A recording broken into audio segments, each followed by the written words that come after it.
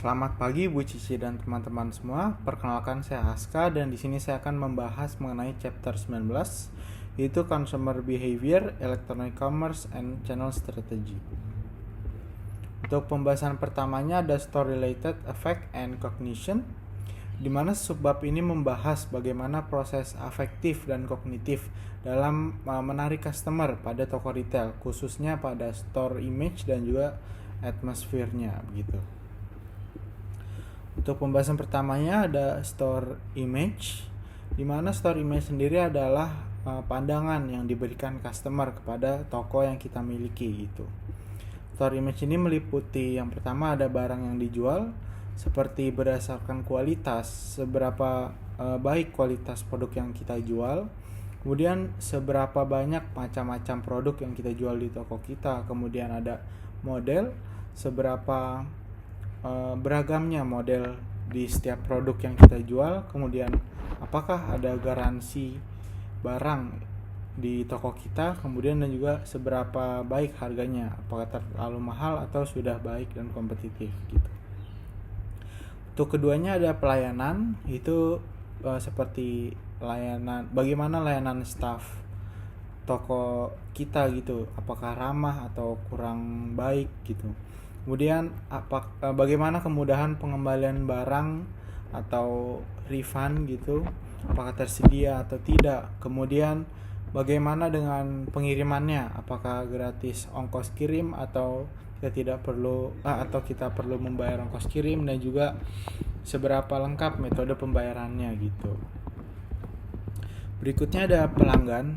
Mungkin untuk pelanggan ini contohnya bagaimana model pelanggan di toko tersebut, seperti bagaimana kelas ekonomi dari mayoritas pelanggannya di toko tersebut begitu. Ini ada fasilitas toko, seperti apakah toko tersebut memiliki ruang tunggu atau kursi yang banyak itu untuk menunggu ketika ingin membayar atau lainnya. Apakah toko tersebut memiliki AC, wifi dan lainnya gitu. Dan yang keempat ada promosi, dan juga yang terakhir ada kenyamanan gitu, seberapa nyaman pelayanan yang diberikan ketika customer belanja di toko tersebut gitu. Untuk contohnya sendiri ada JCPenney di tahun 1980, di mana ia merubah image tokonya yang sebelumnya image toko JCPenney adalah traditional general merchandiser gitu, seperti menjual barang-barang pada umumnya, seperti menjual perlengkapan olahraga dan perlengkapan fotografi. Kemudian JCPenney ini di tahun 1980 ini mengubah image-nya menjadi exclusive seller, di mana ia meningkatkan penjualan pada fashion branded, seperti meningkatkan penjualan di merek-merek seperti Bishu dan Nicole Miller. Kemudian ia juga menjual perlengkapan rumah seperti furniture rumahnya, dan juga ia menjual produk nasional US bermerek seperti Adidas dan Carhartt. Karena ia mengubah store image-nya, maka penjualan JCPenney ini juga meningkat, dan sebagian besar penjualannya itu ada pada fashion wanita. Karena penjualan meningkat, sehingga bisa disimpulkan bahwa JCPenney ini telah berhasil dalam merubah store image-nya di tahun 1980. Berikutnya ada store atmosphere. Store atmosphere ini juga berpengaruh pada perasaan emosional pelanggan yang nantinya akan menentukan respon pelanggan, apakah pelanggan puas atau tidaknya dengan penjualan produk perusahaan gitu. Bisa kita lihat pada gambar, ada sebuah penelitian yang diteliti oleh Donovan dan Rossiter, di mana pertama ada environmental stimuli, yaitu ketika pelanggan berbelanja di toko dan kemudian akan menghasilkan emotional states dari pengalaman pada environmental stimuli, seperti barang yang dijual, pelayanan, fasilitas toko, dan sebagainya. Untuk emotional state yang didapat ini maksudnya seperti pleasure, itu kepuasan pelanggan saat berbelanja. Kemudian arousal, itu kesenangan atau seberapa bahagia ketika berbelanja di toko tersebut. Dan yang terakhir ada dominance, seberapa bebas pelanggan ketika berbelanja di toko. Maksudnya bebas tuh kan kadang kalau kita belanja di toko gitu, kadang si mas-mas atau mbak-mbak tokonya tuh suka nungguin kita ketika kita lagi milih-milih barang. Itu kan kadang membuat kita jadi risih gitu atau gak enak diliatin orang lain gitu. Kemudian setelah emotional stage akan menghasilkan hasil akhir, yaitu approach and avoidance response. Maksudnya seperti apakah ia akan membeli produk atau tidak jadi membeli produk. Approach and avoidance response sendiri ada 4 aspek. Yang pertama itu ada physical, kemudian kedua ada exploratory, kemudian ketiga ada communication, dan keempat ada performance and satisfaction. Untuk physical sendiri adalah keinginan untuk masuk dalam toko atau tidak. Ini ceritanya ketika kita di luar toko gitu, pas ngeliat toko kita kepengen masuk ke dalam toko itu untuk menjelajahi, atau cukup lihat dari luar aja dan tidak jadi masuk dan beli gitu. Kemudian untuk kedua ada exploratory, yaitu keinginan untuk menjelajahi toko atau tidak. Yang kedua ini cerita kita sudah di dalam tokonya dan kita memiliki keinginan atau pilihan untuk menjelajahi setiap lorong-lorong tokonya, atau cukup melihat dari jauh atau dari luarnya saja gitu. Dan yang ketiga ada communication, approach and avoidance, yaitu keinginan untuk berinteraksi atau bertanya kepada staf toko atau tidak. Ini contohnya seperti keinginan untuk menanya produk lebih detail kepada stafnya, atau kita cukup membaca informasi yang ada di kemasan produk tersebut. Dan yang terakhir ada performance and satisfaction, itu keinginan untuk berbelanja kembali atau tidak. Ini ceritanya setelah kita membeli produk, apakah kita puas atau tidak, dan apakah kita ingin kembali berbelanja di toko tersebut atau hanya sekali aja cukup. Untuk pembahasan kedua ada store related behavior. Kemudian untuk topik pertama ada store contact atau kontak toko gitu. Store contact sangatlah penting untuk kesuksesan sebuah toko. Dengan penempatan toko yang tepat akan membuat toko menjadi lebih sukses dibanding toko kompetitor yang memiliki lokasi yang kurang strategis, meski memiliki produk yang sama, staf yang banyak dan terampil, dan sama-sama memiliki ambience atau setting yang sama baiknya. Karena lokasi toko juga sangat menarik pelanggan untuk berkunjung ke toko kita. Untuk faktor-faktor yang baiknya, untuk faktor toko yang baik itu toko harus memiliki pertama keamanan yang baik, sehingga pelanggan atau customer bisa nyaman dan merasa aman ketika berbelanja di toko kita. Kedua ada lalu lintas kendaraan. Itu misalnya kalau toko di pinggir jalan seperti di foto, apakah jalan tersebut sering dilewati mobil dan sering macet gitu, sehingga kan kalau misalnya macet akan membuat pelanggan untuk malas datang gitu karena macet dan susah untuk parkir. Kemudian yang kedua ada fasilitas parkir, apakah toko tersebut memiliki lahan parkir yang banyak dan cukup lebar gitu setiap spotnya, sehingga macam-macam mobil bisa parkir mulai dari yang kecil sampai yang besar.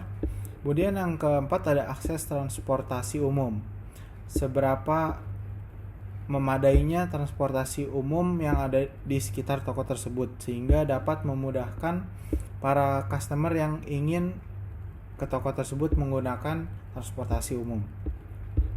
Dan yang terakhir ada letak berdiri toko, itu seberapa strategis toko tersebut berdiri. Berikutnya ada store loyalty, yaitu merupakan upaya atau program agar pelanggan menjadi repeat order dan tidak hanya sekali beli saja. Ini seperti menjadikan customer itu menjadi loyal kepada penjualnya. Contohnya seperti membership di mall atau di toko-toko. Contoh nyatanya saya mengambil dari Mall Pacific Place Jakarta, membership cardnya, di mana Mall Pacific Place ini memberikan diskon-diskon menarik yang hanya ada yang hanya bisa diberikan kepada para membership owner. Hal ini sehingga membuat para customer ingin mendaftarkan dirinya di Mall Pacific Place untuk mendapatkan promo-promo menarik ini. Ketika saat customer mendapatkan membership card yang pertamanya di level 1 yaitu Blue Member, ia akan mendapatkan promo-promo menarik seperti pada di PowerPoint.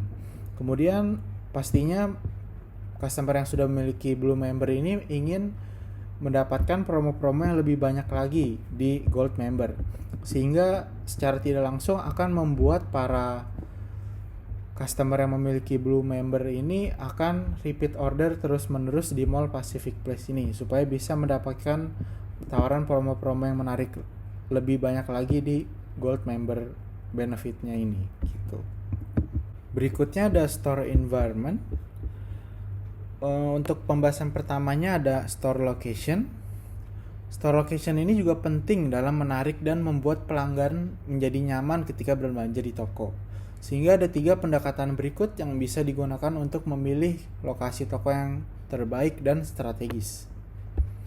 Yang pertama ada checklist method, yaitu metode yang mengevaluasi sistematis mengenai nilai relatif dari suatu lokasi dengan lokasi lainnya. Untuk caranya, manajer bisa melakukan pengecekan pada pertama informasi sosial ekonomi, kemudian yang kedua ada demografis konsumen, yang ketiga tingkat konsumsi, dan pola pengeluaran konsumen dari beberapa lokasi gitu. Kemudian manajer bisa membuat kesimpulan dan kemudian membandingkan satu sama lainnya, dan manajer bisa memilih mana yang terbaik untuk tokonya berdiri gitu.